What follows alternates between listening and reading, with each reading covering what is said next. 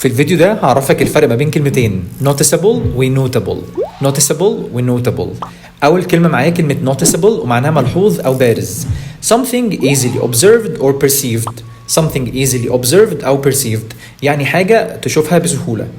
The noticeable difference in quality impressed customers.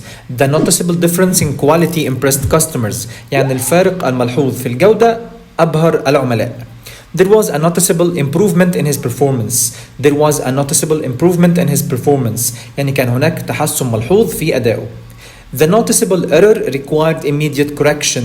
The noticeable error required immediate correction يعني الخطأ الملحوظ أو البارز ده يتطلب تصحيح فوري. يبقى كلمة noticeable معناها ملحوظ أو بارز. أما الكلمة الثانية notable ودي كمان adjective معناها مرموق أو جدير بالذكر.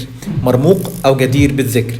Something or someone significant worthy of attention or mention.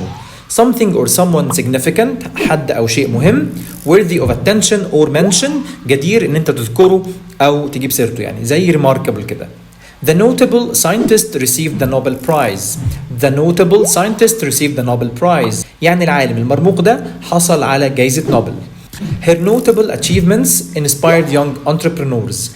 Her notable achievements inspired young entrepreneurs يعني إنجازاتها الهامة دي أو ملحوظة ألهمت رواد الأعمال الشباب. The notable landmark attracts tourists worldwide. The notable landmark attracts tourists worldwide يعني المعلم المشهور ده يجذب السياح من جميع أنحاء العالم. يبقى كلمة noticeable معناها ملحوظ أو بارز، أما كلمة notable معناها مرموق أو جدير بالذكر. وتعال نحطهم مع بعض في جملة واحدة ونقول The notable artist's use of color created a noticeable impact on the viewer. The notable artist's use of color created a noticeable impact on the viewer. يعني استخدام الفنان المرموق ده للألوان ترك تأثير ملحوظ على المشاهدين. وبكده يكون خلصنا الفيديو، وما تنساش تستخدم الكلمتين اللي قلتهم النهارده دول في جمل في الكومنتس تحت، وما تنساش تكون كتبت طبعا النوتس اللي انا قلتها او الكلمات، وتعمل لايك وشير للفيديو مع اكتر عدد من الناس علشان نوصل لاكبر عدد من المتابعين.